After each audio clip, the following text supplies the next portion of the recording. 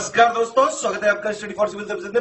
यदि study for civil services के छात्र हैं तो ये वाला टेलीग्राम जरूर ज्वाइन करके रखिए। यूट्यूब चैनल में हमारे साथ है तो भी ये वाला टेलीग्राम ज्वाइन करना बहुत ज्यादा जरूरी है। सारे नोटिफिकेशन, सारे अपडेट, सारे मोस्ट इंपोर्टेंट ट्रिक्स, सारा रिवीजन, सब कुछ यहाँ पे बताया जाता है। दोस्तों, उत्तर प्रदेश लोक सेवा आयोग की मुख्य परीक्षा में सामान्य हिंदी के प्रश्न पत्र को ध्यान में रखते हुए उसे बेहतर ढंग से हल कर पाने के लिए यहाँ पर मॉक टेस्ट पेपर लॉन्च किए गए हैं और 11 टेस्ट पेपर की ये पूरी श्रृंखला है जिसमें कि आप तीसरा टेस्ट देख रहे हैं। ये सभी वीडियोस के माध्यम से आपको उपलब्ध कराए जाएंगे। तो चलिए शुरू करते हैं अभ्यास करना। यहाँ पर अवतरण सबसे पहले होता है और जो निर्देश आप देख रहे हैं वो सामान्य है, आप पीछे भी देखते आ रहे हैं। देखिए, पहला अवतरण आपके सामने है और ये अपठित गद्यांश होता है। इससे पहले आपने इसके दर्शन कभी नहीं किए होते हैं। इसको आपको ध्यानपूर्वक पढ़ना होता है, इसका अर्थ समझना होता है और उसके बाद इसका केंद्रीय भाव समझकर जो भी प्रश्न पूछे जाते हैं उनके उत्तर देने होते हैं। अगर आपने इसे ठीक ढंग से पढ़ा नहीं है या ध्यानपूर्वक नहीं पढ़ा है तो जो प्रश्न पूछे गए हैं उनका आप सही ढंग से उत्तर नहीं दे पाएंगे। इसलिए इसको कम से कम 2 बार पढ़िएगा। एक बार पढ़ने से नहीं होगा, चाहे आप कितने भी सिद्धहस्त क्यों ना हो। एक बार पढ़ने से कोई वाजिब अर्थ इसका नहीं निकलेगा। कम से कम 2 बार पढ़ते हैं तो इसका काफ़ी हद तक जो 75% अर्थ है वो समझ में आ जाएगा और 3 बार पढ़ लेंगे तो पूरा समझ में आ जाएगा। ये चीज़ें हैं। अब देखिए, इसको एक बार पढ़ लेते हैं, लेकिन उससे पहले प्रश्नों को देख लीजिए कि क्या पूछा गया है। यहाँ पर कहा जा रहा है कि उपरोक्त अवतरण का भावार्थ अपने शब्दों में लिखिए। आपको भावार्थ लिखना है और उसके लिए 5 अंक यहाँ निर्धारित किए गए हैं। उसके बाद प्रयोजनातीत सत्य और महान उन्नायक धर्म, ये जो 2 शब्द यहाँ दिए हुए हैं गहराई वाले हैं, इनका आपको अर्थ बताना है। ये भी 5 अंक का है। और रेखांकित अंशों की व्याख्या करनी है, ये पूरा 20 अंक का है। तो कई सारे यहाँ पर रेखांकित अंश हैं जिन्हें कि आपको देखना है। देखिए, ये जो पूरा अवतरण है इसको पढ़ लेते हैं। आज यदि आप संसार की, और शुरुआत से ही रेखांकन कर दिया है, तो आज यदि आप संसार की सारी समस्याओं का विश्लेषण करें तो इनके मूल में एक ही बात पाएंगे कि मनुष्य की तृष्णा यहाँ हर जगह मौजूद है। यह अद्भुत तृष्णा कहीं समाप्त होने का नाम नहीं लेती। मनुष्य में सर्वत्र अभाव ही अभाव भर गया है। जीवन की वह परिपूर्णता कम हो गई है जो मनुष्य को याचक न बनाकर दाता बनाती है। आज उत्पादन बढ़ाने की धूम है, यानी सिर्फ लोग उत्पादन बढ़ाने के लिए कितना अधिक हम प्रोडक्टिव बन जाएं, कितना अधिक कमा लें, इसी में नशे में सवार है। और जीवन का स्तर ऊंचा उठाने का जो संकल्प है वो मुखर है। मतलब लोगों के मन में कैसा संकल्प है? जीवन को ऊंचा उठाना, जीवन का स्तर ऊंचा करना, ये लोगों के विचार हैं। लेकिन जीवन में आनंद कैसे आएगा जो मनुष्य को संयत और संतुष्ट बना सके, इसकी चिंता किसी को नहीं है। संतुष्टि किसी को नहीं चाहिए, सब असंतुष्ट है और उसी में खुश भी है। इसके बाद मैं भौतिक समृद्धि के प्रयत्नों को छोटा बनाने के उद्देश्य से यह बात नहीं कह रहा हूं, ये लेखक का अपना कहना है। मतलब जिस लेखक ने इस अवतरण को लिखा है वो इसे संबोधित कर रहा है और कह रहा है कि मैं भौतिक समृद्धि के जो प्रयत्न हैं उनको छोटा बनाने के उद्देश्य से ये बात नहीं कर रहा हूँ। उत्पादन बढ़ाना आवश्यक है क्योंकि जीवन में उन्नति जरूरी है। अगर आप उत्पादन नहीं बढ़ाएंगे या ज़्यादा कर्मठ नहीं होंगे, लगातार कर्म नहीं करेंगे तो तरक्की नहीं कर पाएंगे, इसलिए वह भी जरूरी है। लेकिन इतने से समस्या का हल नहीं हो जाता। तृष्णा वह ज्वाला है जिसके पेट में जितना झोंक दीजिए वह सब भस्म हो जाएगा। ऐसा नहीं है कि आप अगर कमाने की इच्छा रख रहे हैं तो आपने जितना चाहा है उतना कमा लेंगे तो आप शांत होकर बैठ जाएंगे या एकदम से खुश हो जाएंगे। आपको और चाहिए होगा। इच्छाओं का कभी अंत नहीं होता, ये कहने का तात्पर्य। इसके बाद वह वस्तु खोज करनी चाहिए या उस वस्तु की खोज करनी चाहिए जो मनुष्य को छोटे प्रयोजनों में बांधने के बदले प्रयोजनातीत सत्य की ओर उन्मुख करे। मतलब मनुष्य का जो प्रयोजन है वो बड़ा होना चाहिए, उद्देश्य बड़ा होना चाहिए। सिर्फ कमाना, खाना, अपना पेट भरना और ढेर सारा धन बटोर कर अपने बैंक बैलेंस को बढ़ाना, बढ़िया बंगला और गाड़ी इकट्ठा करना, ये जीवन का उद्देश्य नहीं होना चाहिए। जीवन का कोई महान लक्ष्य होना चाहिए और वो प्रयोजनातीत सत्य आपके सामने स्पष्ट होना चाहिए। आपको जीवन का वो स्पष्ट लक्ष्य सामने दिखना चाहिए, तभी आप उसके लिए कर्म करेंगे। ये चीज़ है। और उसके बाद साहित्य और संगीत। अब यहाँ से थोड़ा सा मोड इसका चेंज कर दिया है। साहित्य और संगीत यही काम करते हैं, मतलब मनुष्य को उसका जो वास्तविक लक्ष्य है उसकी ओर प्रेरित करने का काम करते हैं, ऐसा यहाँ कहा जा रहा है। नितांत उपयोगिता की दृष्टि से विचार किया जाए तो मनुष्य समाज की स्थिति के लिए, सभ्यता और संस्कृति की रक्षा के लिए यह आवश्यक हो गया है कि मनुष्य अपने महान उन्नायक धर्म की उपेक्षा न करे। मतलब यहाँ पर जो महान उन्नायक धर्म मनुष्य का है, सामान्य जो मानव धर्म है उससे ऊपर उठकर एक महान उन्नायक धर्म है, उसकी मनुष्य उपेक्षा न करे, ये आवश्यक है। और किंतु उसे, यहाँ नीचे आप देख रहे हैं, जो उसे क्षुद्रता और संकीर्ण विचारों से ऊपर उठाते हैं। मतलब यह जो यहाँ विचारधारा है वो मनुष्य को उसकी क्षुद्रता और संकीर्णता से बाहर निकालने का काम करती है। इसके बाद ये कहा है कि भौतिक समृद्धि को बढ़ाने के जो प्रयत्न है वो करने चाहिए, किंतु उसे संतुलित करने के लिए साहित्य और संगीत आदि भी बहुत ज़्यादा उपयोगी सिद्ध होते हैं। इसलिए यहाँ कहा गया है कि बहुत अधिक उसका प्रचार जो है वो वांछनीय है, यानी उसकी अपेक्षा की जाती है। प्रयोजनों की सीमा छोड़कर पशु सुलभ आहार निद्रा के धरातल से ऊपर उठकर मनुष्य उस महिमा को प्राप्त कर पाता है जो कि देवता बनाती है, मतलब उससे देवत्व की प्राप्ति होती है, ऐसा यहाँ पर कहा गया है। तो कुल मिलाकर जो पूरा अवतरण है उसका सारांश ये है, यहाँ अगर आप ध्यान से देखें कि मनुष्य की जो तृष्णा होती है, यानी मनुष्य की जो अतृप्त इच्छाएं होती हैं, तृष्णा का मतलब क्या, अतृप्त इच्छाएं, ऐसी इच्छाएं जो कि कभी भी फुलफिल नहीं हो सकती, यानी परिपूरित नहीं हो सकती, यह मनुष्य को चैन से बैठने नहीं देती, हमेशा दुखी करके रखती है। हमेशा मनुष्य ज़्यादा पाने की लालसा में भटकता रहेगा। पहले तो ये सोचेगा कि मेरे पास कम से कम इतना पैसा होता कि मैं अच्छे से अपना पेट भर के बढ़िया कपड़े पहन सकता और बढ़िया घर में रह सकता।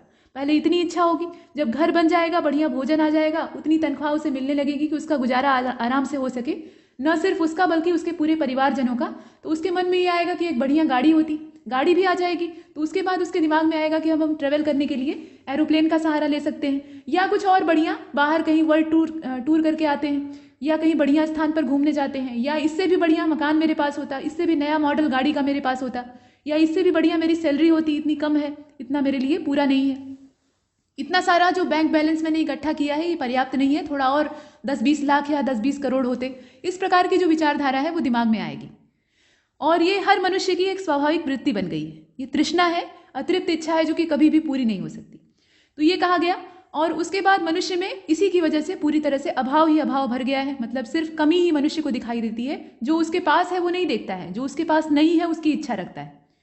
और इसमें जीवन का जो असली स्तर होता है, या ये कहा जाए कि मूल उद्देश्य होता है, वो कहीं पीछे रह जाता है। मनुष्य क्या करने लगता है, वो सिर्फ कमाने वाली मशीन बन जाता है, लगातार अपना पूरा परिश्रम जो है वो कमाने में व्यय करता है, और उसके बाद पैसा कमाता है, बढ़िया एकदम भौतिक जो भोग विलास की सामग्री है उसको इकट्ठा करके उससे ऐश करता है, ये चीज़ें। लेकिन सही में उसे जो मानवता का धर्म निभाना चाहिए या मानव होने के नाते कर्तव्य निभाना चाहिए, वो नहीं करता है।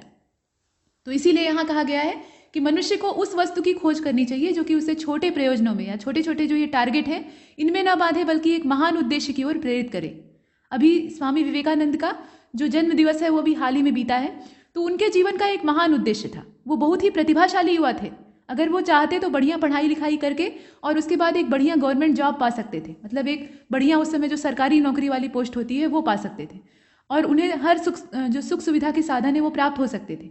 लेकिन उन्होंने संत वाला जीवन चुना और समाज को एक नई दिशा दिखाई, पूरे समाज को एक पथ प्रदर्शक के तौर पे उन्होंने यहाँ प्रेरित किया, और न सिर्फ भारत में बल्कि पूरे विश्व में अपनी जो धर्म और संस्कृति है, अपनी सभ्यता है, उसका झंडा गाड़ा। तो विवेकानंद जो है वो इतिहास में अमर हो गए, और एक सामान्य जो कमाने खाने वाला इंसान है, उनका समकालीन ही क्यों न हो, कितना ही बुद्धिमान ही क्यों न हो, उसे कोई नहीं याद करेगा। तो इतिहास के पन्नों में वही दर्ज होते हैं जो कि अपने सर्वोपरि धर्म को याद रखते हैं, यानी अपने सर्वोच्च धर्म का पालन करते हैं, जो कि उनके जीवन का मूल उद्देश्य है। इसलिए मनुष्य को सबसे पहले चाहिए कि अपने जीवन का उद्देश्य तलाशे, और उद्देश्य ये नहीं होना चाहिए कि हम कितना ज़्यादा कमा लें, उद्देश्य ये होना चाहिए कि हम अपने मनुष्य जीवन को सार्थक करें। अगर हमने एक बुद्धिमान व्यक्ति के रूप में जन्म लिया है तो हम दूसरों का भला करें, जन कल्याण करें, कुछ मानवता के हित में करें, कुछ देश हित में करें, कुछ अपने जीवन से अलग हटकर दूसरों के लिए करें। यही जिंदगी है, यही जीवन है, और मनुष्य को ऐसा ही जीवन जीना चाहिए, ऐसा यहाँ पर कहा गया है। इसके बाद देख लीजिए, यहाँ कहा जा रहा है कि साहित्य और संगीत ये मनुष्य को प्रेरित करने का काम करते हैं। जैसे आप यहाँ जो ये अवतरण पढ़ रहे हैं, ये क्या है, एक साहित्य ही तो है। तो इसके जरिए आप ये जान पा रहे हैं कि जीवन का उद्देश्य सिर्फ कमाना खाना और जानवरों की तरह पेट भरना ही नहीं होता है, बल्कि और भी कुछ करने के लिए मनुष्य पैदा हुआ है, ये चीज़ है। इसके बाद आप देख रहे हैं कि मनुष्य समाज की स्थिति के लिए, यहाँ अगर विचार किया जाए तो मनुष्य समाज की स्थिति के लिए सभ्यता और संस्कृति की रक्षा के लिए आवश्यक है कि मनुष्य अपने महान उन्नायक धर्म की उपेक्षा न करे, मतलब उसका जो धर्म है। तो यहाँ हमें यही सब भावार्थ में लिखना है। तो भावार्थ आप कैसे लिख सकते हैं, भावार्थ में थोड़ा सा आपको यहाँ संक्षिप्त करना होगा, इसे बहुत ज़्यादा आप डिटेल में फैला नहीं सकते। इसको आप कुछ ऐसे लिख सकते हैं, देखिए भावार्थ और संक्षेपण में बहुत ज़्यादा फर्क नहीं होता है, हालांकि भावार्थ थोड़ा विस्तृत होता है। यहाँ पर मूल विचारों की जगह पे जो गौण विचार है वो भी अपना स्थान अर्जित कर लेते हैं। तो संक्षेपण जितना संक्षिप्त तो नहीं, लेकिन इतना विस्तृत भी नहीं होता कि इतनी व्याख्या आप कर दें। व्याख्या और भावार्थ में जरा सा अंतर है। व्याख्या में आप मनचाहा उसको फैला सकते हैं, क्योंकि वहाँ आपके दिमागी घोड़े जो हैं वो खुले दौड़ते हैं। यहाँ पर थोड़ी सी लगाम आवश्यक होती है, लेकिन संक्षेपण जितनी एक कसी लगाम की आवश्यकता नहीं होती है, थोड़ी ढील दी जाती है, यानी फैला सकते हैं आप। हालांकि 5 ही नंबर है तो बहुत ज़्यादा अगर आप फैलाएंगे तो बहुत फायदे का सौदा नहीं है। एक चीज़ और है कि संक्षेपण में क्रमबद्धता का पालन किया जाता है। यहाँ अगर आप चाहें तो क्रम बिगाड़ भी सकते हैं। आपको मूल बात कहनी है जो कि अवतरण का हिस्सा है, या अवतरण में कही गई है। अब आप उसे घुमा फिरा कर भी कह सकते हैं, अपने शब्दों का इस्तेमाल आप बेशक कर सकते हैं। एक बात और है कि इसमें जो मूल विचार हैं उनके साथ साथ आलतू फालतू के जो विचार हैं उनको भी घुसाया जा सकता है, मतलब थोड़ा आप इधर उधर देख सकते हैं। देखिए इसका भावार्थ कैसे लिखेंगे। तृष्णा ही समग्र मानवता के दुखों का और समस्याओं का मूल कारण है, ये आपने देखा अभी शुरुआत में। और आप लिख सकते हैं कि तृष्णा एक पिपासा है, यानी प्यास है, जो कि अनंत काल तक मानवता को कतई शांति से बैठने नहीं देती, मतलब कदापि शांति ग्रहण नहीं करने देती, आप ऐसे लिखेंगे। इसी तृष्णा का परिणाम है कि उत्पादन की तरफ लोग इतने ज़्यादा प्रवृत्त हो गए हैं या इतने ज़्यादा उत्तेजित हो गए हैं उत्पादन करने के लिए कि अहर्निश जो एतत् संबंधी प्रयास है वो लगातार चलता है। यानी आप इसको ऐसे लिख सकते हैं कि लगातार प्रयास चलता है। मनुष्य सिर्फ इसी चीज़ का प्रयास करता है कि कितना ज़्यादा हम कमाएं, कितना ज़्यादा और अपना उत्पादन बढ़ाएं और कितने ज़्यादा और जो विलासिता के सामान है या साधन है, लग्जरी है, उसको इकट्ठा करें। ये चीज़ है, किंतु हम अपने मूल दृष्टि या बिंदु से अभिमुख नहीं हो रहे हैं, जो कि मूल हमारा ध्येय है, यानी ध्यान योग्य लक्ष्य है। ऐसा जो ध्येय है उसको हम लोग जानते ही नहीं है, या जानते भी हैं तो उसे देखना नहीं चाहते हैं या नज़रअंदाज कर देते हैं। और वह क्या है? आनंद है। और आनंद जो है वो अपने सुख बटोरने में नहीं है, बल्कि दूसरों को सुखी करने में है, समाज को सुखी करने में है। अगर ऐसा नहीं होता तो गौतम बुद्ध अपना राजपाट छोड़कर जंगल में या पेड़ के नीचे बैठकर तपस्या नहीं करते, चीवर नहीं धारण करते और एक भिक्षुक की जिंदगी नहीं गुजारते। उनको आनंद की तलाश थी। अगर वो चाहते तो अपने पिता के राजमहल में रहकर बढ़िया चक्रवर्ती सम्राट बन सकते थे, जैसा कि उनका भविष्य पिता चाहते थे।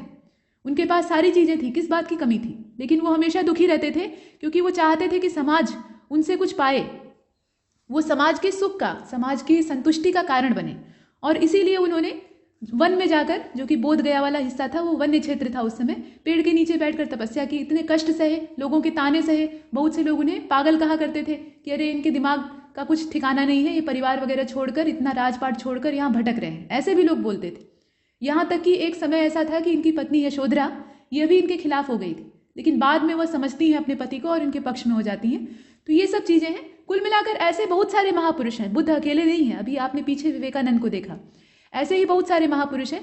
तो ये अपने घर बार को छोड़कर ये जंगल में क्या करने जाते हैं? आनंद की खोज करने जाते हैं। आनंद जो है वो संतुष्टि का एक परिणाम होता है, और आनंद सिर्फ अपने सुख में नहीं होता, ये आपने देखा। तो वो आप लिख सकते हैं। इसके अलावा आप ये लिख सकते हैं कि इसकी प्राप्ति कैसे होगी आनंद की। इसकी चर्चा मनुष्य करना ही नहीं चाहता है, या करता भी है तो वो आनंद का दूसरा अर्थ निकाल लेता है। आनंद का मतलब एसी में बैठकर, सोफे पे बैठकर बढ़िया टेलीविजन देखना या बढ़िया एंड्रॉयड फ़ोन यूज़ करना, ये समझ लेता है, ये आनंद है, ऐसा मानता है। तृष्णा के बीच कदापि जो सुख है और स्वास्थ्य है, ये नहीं प्राप्त हो सकता। अगर आपकी तृष्णा एकदम चरम सीमा पर है तो न तो आप सुखी रहेंगे और न स्वस्थ रहेंगे, इसका कोई अंत नहीं होता। हमें उस विधा की ओर प्रवृत्त होना चाहिए जो कि सत्य का वर्ण करती है। साहित्य, संगीत, कला, सौंदर्य का जो मूल है, वहाँ पे हमें सत्य की तलाश करनी चाहिए, वहीं से हमें सत्य की धारा प्राप्त होगी। और अपने धर्म की जो अविरल धारा है उसकी ओर अभिमुख होना, यही सत्य का आवाहन करने का तरीका है। तो आवश्यकता यह है कि जो छोटापन और संकीर्णता है उससे ऊपर उठकर हम एक ऊंचा आसन ढूंढें, और ऊंचा आसन ढूंढने के लिए हम साहित्य का सहारा ले सकते हैं मार्गदर्शक के तौर पे। और ध्यान देने वाली बात यह है कि जो प्रयोजन मूलक प्रवृत्ति है, मतलब प्रयोजन को यहाँ साध कर और उसी पर काम करना, उससे ऊपर उठकर ही हम देवत्व का अनुभव कर सकते हैं, यानी एक देवता की कैटेगरी में आ सकते हैं। मनुष्य जो होता है वो दानव और मानव और देवता, ये तीन कैटेगरी आप जानते हैं। तो देवता और दानव, इसके बीच की जो कैटेगरी होती है वो मानव की होती है। इसके अंदर दोनों गुण होते हैं, यानी देवत्व वाला भी गुण होता है, यानी देवताओं की जो अच्छी वाली क्वालिटी होती है वो होती है, और एक दानव का गुण होता है, यानी राक्षसों का भी गुण होता है। अब ये हमारे ऊपर निर्भर करता है कि इन दोनों क्वालिटीज़ में से हम किसको ऊपर उठाते हैं, किसे ज़्यादा इंप्रूव करते हैं। बुराई सबके अंदर होती है, जो बड़े बड़े महापुरुष हैं उनके अंदर भी होती है, लेकिन उन्होंने अपनी बुराई को पीछे धकेला और अपनी सच्चाई को उसके ऊपर रखा, या अपने अच्छेपन को उसके ऊपर हावी होने दिया। वही काम हमें भी करना है, और तभी हम सही रास्ता चुन पाएंगे। तो इस प्रकार से आप भावार्थ में बहुत कुछ लिख सकते हैं, यहाँ फैलाने की गुंजाइश है। इसके बाद यहाँ पूछा गया है कि प्रयोजनातीत सत्य और महान उन्नायक धर्म, इसका क्या अर्थ है, इसका मतलब क्या है। ये 5 अंकों का प्रश्न है, तो इसमें आप क्या लिखिएगा। इसका मतलब तो अभी तक आपने समझा होगा। इसे आप ऐसे लिख सकते हैं कि जो प्रयोजन ऐहिक प्रतिबद्धता है उसका संवहन करना या उसे धारण करना, ऐसे आप लिखें, जो कि तृष्णा का मूल है, जिसका कोई अंत नहीं है। परंतु जब हम इससे परे अर्थात प्रयोजनातीत होते हैं तभी सत्य की ओर प्रवृत्त होते हैं। देखिए, प्रयोजनातीत ये एक शब्द है, यहाँ पे 2 शब्द आपस में मिले हैं तब जाकर ये बना है, एक तो प्रयोजन और दूसरा अतीत। तो प्रयोजन को हम अतीत में छोड़ दें, यानी जो हमारा स्वार्थ युक्त प्रयोजन है, ज़्यादा कमाने वाला, ज़्यादा इकट्ठा करने वाला, वो जो प्रयोजन है उसको हम अतीत में छोड़ दें और जो महान उद्देश्य है उसकी ओर बढ़ें। तो यही जो सत्य है ये क्या कहलाएगा? ये प्रयोजनातीत सत्य कहलाएगा। इस प्रकार से आप लिख सकते हैं। इसके बाद महान उन्नायक धर्म। एक सामान्य धर्म होता है, सामान्य कर्तव्य होता है। यहाँ धर्म का मतलब धार्मिक विचारधारा से नहीं है, धर्म का अर्थ यहाँ पे कर्तव्य से है, मनुष्य का जो मूल कर्तव्य है। तो एक धर्म तो मनुष्य का ये होता है कि वो मानवता की रक्षा करे, अपने परिवार का पोषण करे, अपनी जिम्मेदारियों को समझे जो कि उसके ऊपर पारिवारिक रूप से थोपी जाती हैं या डाली जाती हैं, उनसे वो भाग नहीं सकता। लेकिन उससे ऊपर उठकर एक धर्म होता है जो कि महान उन्नायक धर्म कहलाता है। यह लोकहित के लिए होता है, इसमें पूरे समाज का, पूरी सभ्यता का हित छिपा हुआ होता है, न सिर्फ अपने परिवार या अपने कबीले का। तो ऐसा जो धर्म है ये महान उन्नायक धर्म है जो कि उन्नयन की ओर ले जाता है। मतलब उन्नयन का तात्पर्य क्या है? यहाँ पर मनुष्यता से जो देवता या देवत्व है उसकी प्राप्ति की ओर मनुष्य को अग्रसर करता है। इस प्रकार से आप लिख सकते हैं। अब इसके बाद आता है नंबर रेखांकित अंशों की व्याख्या करने का। तो देख लीजिए इसमें कितने रेखांकित अंश हैं। एक यहाँ पर दिख रहा है, एक यहाँ पर दिख रहा है और एक नीचे आपको दिख रहा है यहाँ। मतलब 3 रेखांकित अंश यहाँ पर है, इनकी आपको व्याख्या करनी है। तो कैसे लिखिएगा? देखिए पहले वाले में कहा गया है आज यदि संसार की सारी समस्याओं का विश्लेषण किया जाए तो इनके मूल में एक ही बात दिखाई देती है, मनुष्य की तृष्णा। यह अद्भुत तृष्णा कहीं भी समाप्त होने का नाम नहीं लेती। इतना लंबा ये सेंटेंस है, इसकी आपको व्याख्या करनी है। और यहाँ जो नंबर निर्धारित किया गया है उसको भी देख लीजिए, 20 अंक हैं, 3 अलग अलग जो व्याख्या है उनको करने के लिए। तो इसमें आप क्या लिख सकते हैं?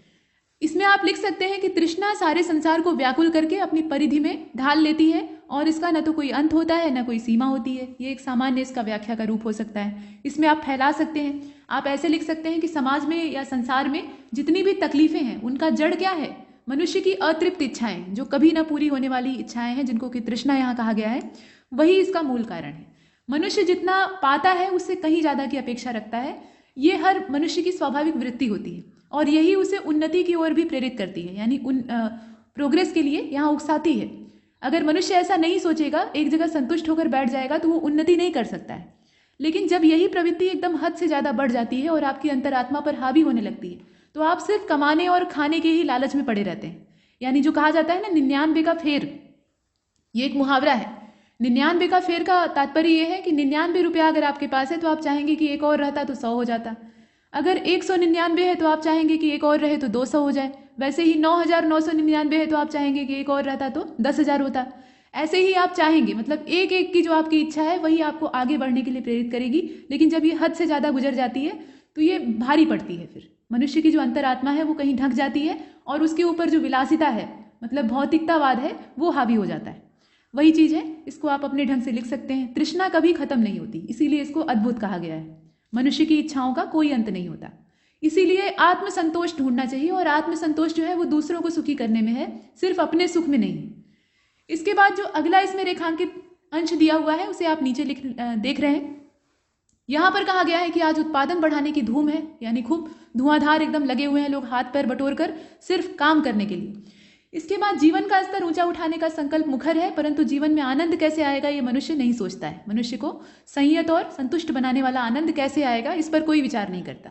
तो आज का जो समय है उसमें लोग चाहते हैं कि खूब तरक्की करें, कोई भी किसी से कम नहीं रहना चाहता है। समय बीतने के साथ साथ आप खुद महसूस कर रहे होंगे, आपने जितना भी जीवन जिया है, कि पहले के समय से अब के समय में यही अंतर आ गया है। हमारे अंदर भौतिकता की प्रवृत्ति बढ़ी है और हम सुविधाएं बटोरने के लालची बन गए हैं। ऐसा पहले हमारे भारतवर्ष में नहीं होता था। भारत की जनता नितांत संतुष्ट होती थी, हालांकि लालसा तो हर मनुष्य में होती है। लेकिन जो इंग्लैंड की औद्योगिक क्रांति थी उसने पहले यूरोप को पूरा पागल बनाया। हालांकि उन्नति उससे हुई, इसमें कोई संदेह नहीं है, लेकिन पूरा दिमाग जो है उनका एकदम नशे में हो गया, नशे में धुत हो गया और वो उत्पादन बढ़ाने के लिए आसपास के लोगों को गुलाम बनाना चालू कर दिए। गुलाम बनाने के चक्कर में बहुत सारे उपनिवेश बने और उपनिवेशों में जब टकराव पैदा हुआ तो विश्व युद्ध की नौबत आई। पूरी दुनिया में लड़ाई छिड़ गई, कितना विनाश हुआ आप जानते हैं। तो ये जो लगातार बढ़ती हुई इच्छाएं हैं, लिप्साएं हैं, लगातार कुछ न कुछ बटोरते रहना, तो ये लालच कभी खत्म नहीं होता है और ये लालच एकदम विनाश की ओर ले जाता है। जैसे आप विश्व युद्ध के रूप में विनाश देख रहे हैं, तो विश्व युद्ध की जड़ क्या थी? विकास की इच्छा। मतलब विकास की जब इच्छाएं बहुत सारे लोगों के दिमाग में आएंगी तो वो कहीं ना कहीं जाकर टकराएंगी और जब टकराव होगा तो उससे विनाश होगा। तो यही चीज़ यहाँ कही गई है कि आनंद जो है इसमें नहीं है। मनुष्य आजकल उत्पादन बढ़ाने के लिए एकदम लगातार जुटा हुआ है, लेकिन वही संकल्प लेकर चलता है। जैसे एक बच्चा जो है जब थोड़ा बड़ा होता है तो उसको करियर के बारे में चिंता हो जाती है कि ये वाला करियर अगर हम चुनेंगे तो इससे बढ़िया हमें उपार्जन होगा। लोग अपना देश छोड़कर विदेशों में जाकर बस जाते हैं कि वहाँ डॉलर की कमाई होगी, तो वो डॉलर जब यहाँ आकर रुपए में कन्वर्ट होगा तो बढ़िया पैसा इकट्ठा हो जाएगा, हमारा बैंक बैलेंस एकदम बढ़िया होगा, हमारे माता पिता हमारे परिवार वाले अच्छे से खुश रहेंगे। तो बात तो ठीक है कि आप अपने परिवार का ध्यान रख रहे हैं, बढ़िया पैसा कमा रहे हैं, लेकिन आपने अपनी मातृभूमि छोड़कर वहाँ डेरा डाला हुआ है। ये कितना मार्मिक चीज़ है, मतलब कितनी दुखद चीज़ है। लेकिन आप पैसे कमाने के लालच में वहाँ गए हैं, ये चीज़ है। ब्रेन ड्रेन वाली जो स्थितियां हैं वो कही जाती हैं। हमारे देश के जो बड़े बड़े वैज्ञानिक हैं या बहुत योग्य लोग हैं वो भी अपने देश को छोड़कर दूसरे देशों की शरण लेते हैं। किस लिए? ज़्यादा उपलब्धि, ज़्यादा प्रसिद्धि और ज़्यादा पैसे के लिए। देश हित में काम नहीं करना चाहते। तो ये सब क्या है? ये तृष्णा का ही परिणाम है। अब ये नहीं कि वो लोग दोषी हैं, दोषी नहीं है, लेकिन हाँ ये एक चीज़ है कि मन पर नियंत्रण नहीं कर पा रहे हैं, ये बात। तो वही बात है कि यहाँ संकल्प जो है मनुष्य का कैसा है? सिर्फ लगातार कमाने वाला है, किसी भी तरह का आनंद पाने का उद्देश्य नहीं है। और लगातार काम करने वाला मनुष्य वैसे भी आनंद नहीं ले पाता, ये चीज़ है। तो मनुष्य को संयत और संतुष्ट बनाने वाला आनंद यहाँ से लुप्त हो गया है। इस प्रकार से आप बहुत कुछ व्याख्या में लिख सकते हैं। इसके बाद जो नीचे वाला इसमें लाइन है उसको देख लीजिए। इसमें कहा गया है कि प्रयोजनों की सीमा छोड़कर पशु सुलभ आहार निद्रा के धरातल से ऊपर उठकर ही मनुष्य उस महिमा को प्राप्त कर पाता है जो कि उसे देवता बनाती है, ऐसे दिया हुआ है। तो इसको आप कैसे लिखेंगे? इसकी व्याख्या अगर आप करना चाहें तो इसमें आप लिख सकते हैं कि जब हम अपनी इच्छाओं को दमन कर लेते हैं, यानी इच्छाओं को कुचल लेते हैं, तो हमारी जो स्थितियां हैं वो पहले से बेहतर हो जाती हैं। जैसे उदाहरण के तौर पे आपने एक दिन मार्केट से समोसा खरीदा, समोसा आपको अच्छा लगता है, ठीक है, उस दिन आपने खरीदा और खा लिया कि थोड़ा सा मन बदल जाएगा, टेस्ट बदल जाएगा। लेकिन जब आप अगले दिन वहाँ से गुजर रहे हैं तो आपके मन में फिर एक कुलबुलाहट पैदा होगी कि हम फिर से खरीदें और खाएं। अब वहाँ पर आपके पास दो रास्ते होते हैं, या तो आप खरीद कर खा लीजिए और अपना पैसा उस दुकानदार को दे दीजिए, वो बेकार ही जाएगा। समोसा खाकर आपको कोई पोषण तो प्राप्त होने वाला है नहीं, आपने एक दिन खाया ही है मन बदलने के लिए। तो यहाँ पर आपके पास दो रास्ते हैं कि या तो आप अपना पैसा बर्बाद करिए और नहीं तो फिर वहीं पर अपनी इच्छाओं को कुचल दीजिए कि नहीं, ये आवश्यक नहीं है, ये जीवन जीने के लिए या अच्छे काम करने के लिए ज़रूरी नहीं है, इससे सिर्फ और सिर्फ नुकसान है, हमारी कैलोरी बढ़ जाएगी या इतना कोलेस्ट्रॉल बढ़ जाएगा, या ये सब सोचकर आप इसे रोक सकते हैं। तो नतीजा क्या होगा? आपने अपनी इच्छाओं का दमन किया। ये बहुत सामान्य सा उदाहरण है, इसको आप बड़े रूप में समझ सकते हैं। तो इच्छाओं का दमन किया तो इससे आपके अंतरात्मा पर ज़्यादा अच्छा असर पड़ेगा, मतलब अंतरात्मा उभर कर सामने आएगी और आप उसकी बात को कायदे से सुन पाएंगे। असल में हम अपनी जो अंतरात्मा है, यानी जो मूल आत्मा है, उसकी बात सुनते ही नहीं है, वो बोलती है। जब आप कोई गलत काम करने जाते हैं या कोई गलत रास्ता चुन लेते हैं तो अंदर से एक कमज़ोर सी आवाज़ आती है। वो बहुत ऊंची आवाज़ नहीं होती है कि सबको सुनाई दे, अंदर से एक बार मन में आता है और वही जो पहला विचार होता है वही अंतरात्मा की आवाज़ होती है, और वो आपको कभी भी गलत नहीं बताएगी। वो जो बोले अगर आदमी वही मान ले तो फिर उसको उन्नति करने से कोई नहीं रोक सकता। और वो उन्नति ऐसी वैसी नहीं होगी, ऐसे नहीं कि बहुत गाड़ी बंगला वाली उन्नति हो जाएगी, वो आपको महापुरुष बनाएगी, एक महापुरुष के रूप में स्थापित करेगी और आप इतिहास के पन्नों में अमर हो जाएंगे। तो ये वाली जो प्रसिद्धि है वो प्राप्त होगी। तो वही कहा गया है कि यहाँ पर इच्छाओं का दमन करके आप जो पशु सुलभ जीवनचर्या है या दिनचर्या है उससे ऊपर उठकर, पशु कैसे होते हैं? उनका पूरा जो जीवन है वो सिर्फ पेट भरने और सोने तक सीमित होता है, और उसके बाद उन्हें लगता है कि उनके ऊपर संकट आ रहा है तो मारने के लिए या काटने के लिए दौड़ाते हैं। ऐसे ही पशु होते हैं। तो पशु वृत्ति जो होती है उससे ऊपर उठकर वो मानवता की ओर आपको प्रेरित करेगी अगर आपने अपनी इच्छाओं का दमन किया, और मनुष्य उस महिमा को प्राप्त कर सकेगा जो कि उसे देवता बनाने में सक्षम है। मनुष्य और देवता में फर्क क्या है? देवता जो है वो जन कल्याण सोचते हैं, निज कल्याण से ऊपर जन कल्याण को प्राथमिकता देते हैं, मानवता का कल्याण करते हैं, पूरे विश्व का कल्याण करते हैं, ऐसा माना जाता है। तो मनुष्य भी उसी कैटेगरी में आ जाएगा, ऐसा आप लिख सकते हैं। तो ये हो गई व्याख्या, इस पर आपको 20 अंक मिलने वाले थे। अब अगले पैराग्राफ को देखते हैं। यहाँ कहा गया कि आधुनिकता का अपने आप में कोई मूल्य नहीं है। मनुष्यों को अनुभवों द्वारा जिन महनीय मूल्यों को उपलब्ध किया गया है उन्हें नए संदर्भों में देखने की कला जो है वो आधुनिकता है।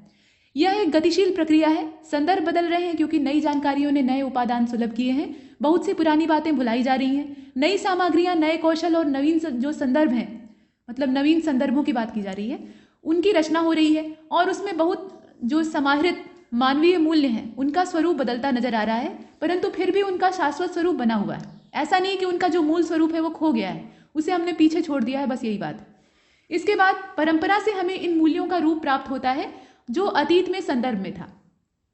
उस रूप में कुछ ऐसा सार तत्व है जो कि स्थायी है, सारांश है, कुछ ऐसा जो बदलते संदर्भ में टिक नहीं पाता। हर रूप में यह दो स्थिर, यहाँ आप देख रहे हैं, हर रूप में यह दो तत्व विद्यमान रहते हैं। जो कुछ दिखाई दे रहा है या जो अनुभूत हो रहा है वह इन तत्वों के मिश्रण का ही परिणाम है। अस्थिर तत्व या स्थिर या अस्थायी तत्व, यहाँ बहुत सारे तत्वों के बारे में कहा गया है, को इंद्रिय ग्राह्य या मनोरम साधन का रूप देता है। इसके बाद ये लिखा गया है मनोरम या मनोगम्य, वही बात है, मतलब मन को रमने वाला या मन में समाहित होने वाला। आधुनिक संदर्भ में अस्थिर तत्वों में परिवर्तन होता है और स्थायी तत्व जो है वो नए रूप में नई सज्जा के साथ सजकर सबके सामने प्रकट होते हैं। परंपरा इस स्थायी तल को आगे की पीढ़ी की ओर अग्रसर करती है, पुराने आवरण हटते हैं और वे अपना काम करने से विरत होते हैं। परंपरा इसीलिए हमेशा उपयोगी होती है। कोई भी आधुनिक विचार आसमान से पैदा नहीं होता है, उसकी जो जड़ें होती हैं वो परंपरा की गहराई से जुड़ी हुई होती हैं। और सुंदर से सुंदर पुष्प जो है वो ये दावा नहीं कर सकता कि वह पेड़ से रंग रूप में अलग होने के कारण उससे एकदम से पृथक है या विलग है। ठीक उसी प्रकार कोई आधुनिक विचार यह दावा नहीं कर सकता कि वह परंपरा से बिल्कुल परे है। ये पूरा अवतरण है। इसमें यह बताने का प्रयास किया गया है कि जो आधुनिकता का हम इतना ढोल पीटते हैं, कहते हैं कि हम लोग एकदम मॉडर्न हैं, मॉडर्न एज में जी रहे हैं, आधुनिक हैं, पुराने जो फटे पुराने विचार हैं या कपड़े हैं या सोच है, परंपराएं हैं, उनको हमने पीछे छोड़ दिया है। तो इस प्रकार की बातें जो हम करते हैं वो खोखली हैं। असल में खोखली क्यों हैं? क्योंकि आधुनिकता की नींव ये जो परंपराएं हैं या जो पुराने विचार हैं या प्राचीनता जिसे हम कहते हैं, उसी के ऊपर टिकी हुई है। यानी धरातल परंपराओं का ही है और उसी पर हमने अपना ये मकान खड़ा कर लिया है जिसे कि हम आधुनिकता कहते हैं। और उन्हीं विचारों को हमने नए कलेवर में लपेटकर अपने ढंग से इस्तेमाल करना सीख लिया है। यही आधुनिकता का लक्षण है। तो इसीलिए यहाँ कहा गया है कि परंपराएं हमेशा उपयोगी होती हैं। कोई भी जो आधुनिक विचार होता है वो उन्हीं से जन्म लेता है। मतलब यहाँ कहने का तात्पर्य यह है कि जैसे परंपरा एक है, कोई भी ट्रेडिशन है, वो चला आ रहा है लंबे समय से, अब उसको आप देख और समझ रहे हैं और उसके बाद आपको लग रहा है कि इसके अंदर ये खामी हो सकती है, मतलब इसके अंदर ये कमियां हैं, तो आप करते क्या हैं? जो बड़े बड़े विचारक या समाज सुधारक होते हैं वो उन कमियों को दूर कर देते हैं, मतलब उन कमियों को उससे निकाल कर बाहर फेंक देते हैं, जो बचता है उसको अपना लेते हैं। तो ये है क्या? नई चीज तो है नहीं, पुरानी ही चीज है, उसमें आपने क्या किया? संशोधन कर लिया, करेक्शन कर लिया। तो वही हाल है यहाँ पर। आधुनिकता और जो प्राचीनता है उसके बीच का अंतर समझाने का प्रयास किया जा रहा है। और वही चीज यहाँ कही गई है पुष्प और पेड़ के माध्यम से, आपको उदाहरण देकर, कि पुष्प जो है वो ये दावा नहीं कर सकता कि मेरा रंग रूप एकदम पेड़ से अलग है। पेड़ तो एकदम रूखा सूखा और कड़ा है, देखो भूरे रंग का तना है और हरे रंग की पत्तियां हैं और कोई रंग ही नहीं दिख रहा है, और हम इतने कलरफुल हैं यानी रंगीन हैं, तो हम बिल्कुल अलग हैं। ऐसा नहीं है। उसकी जो जड़ें हैं या उसका जो पोषण है वो पेड़ से ही प्राप्त हो रहा है। तो वैसे ही यहाँ जो परंपराएं होती हैं वो हमें पोषित करती हैं और उसी से निकलकर हम बाहर आते हैं। तो ये चीज़ें हैं। अब कुल मिलाकर इसका आपको शीर्षक बताना है, पूरा देखकर पढ़ना है और उसके बाद शीर्षक बताना है और संक्षेपण करना है।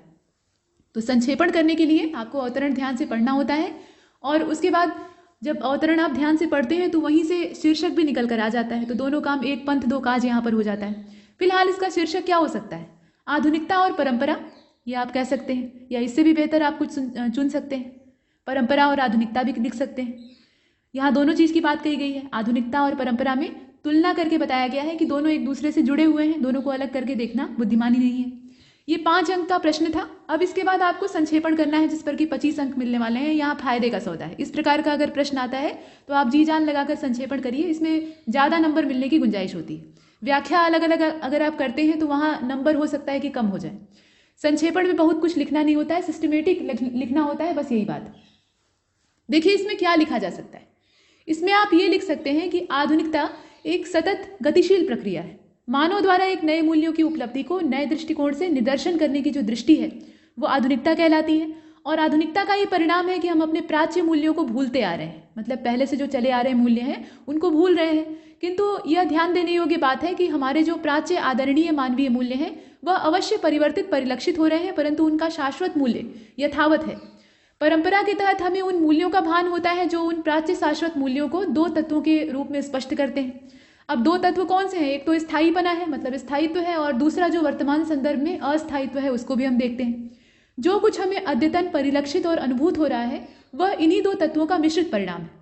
स्थायी तत्वों में हमें अपने मौलिक मूल्यों की प्रतिभा का भान होता है, जबकि जो आधुनिक संदर्भ है वहां पे अस्थिर तत्वों में परिवर्तन होता है। ये स्थायी तत्व जो होते हैं ये हमारी पीढ़ी, मतलब एक पीढ़ी से दूसरी पीढ़ी में ट्रांसफर होते रहते हैं, गतिमान रहते हैं। परंपराएं हमारे लिए सर्वथा उपादेय होती हैं, हमेशा उपयोगी होती हैं, और आधुनिकता जो मतलब आधुनिक विचार होते हैं वो इसी से पैदा होते हैं। इस प्रकार से आप संक्षेपण कर सकते हैं। इसको और ज़्यादा संक्षिप्त किया जा सकता है। संक्षेपण में करना क्या होता है, क्रमबद्धता का पालन करना होता है और जितनी बेकार की चीज़ें होती हैं उनको बाहर कर देना होता है। मतलब संक्षेपण कुछ इस प्रकार का होना चाहिए कि अगर पूरा लंबा चौड़ा अवतरण कोई नहीं पढ़ना चाह रहा है, उसके पास समय की कमी है या रुचि की कमी है, तो उसको आप अपना संक्षेपण पकड़ा दीजिए। उस संक्षेपण को पकड़कर वो समझ जाए या पढ़कर समझ जाए कि इस अवतरण में क्या है। मतलब 2-4 लाइन की जो पंक्तियां हैं उसी के अंदर इस पूरे अवतरण का जो मूल भाव है वो घुस जाए, ऐसा आपका संक्षेपण होना चाहिए। जो मूल अवतरण की भावना है, मूल विचारधारा है, उसके साथ आपको छेड़छाड़ नहीं करनी।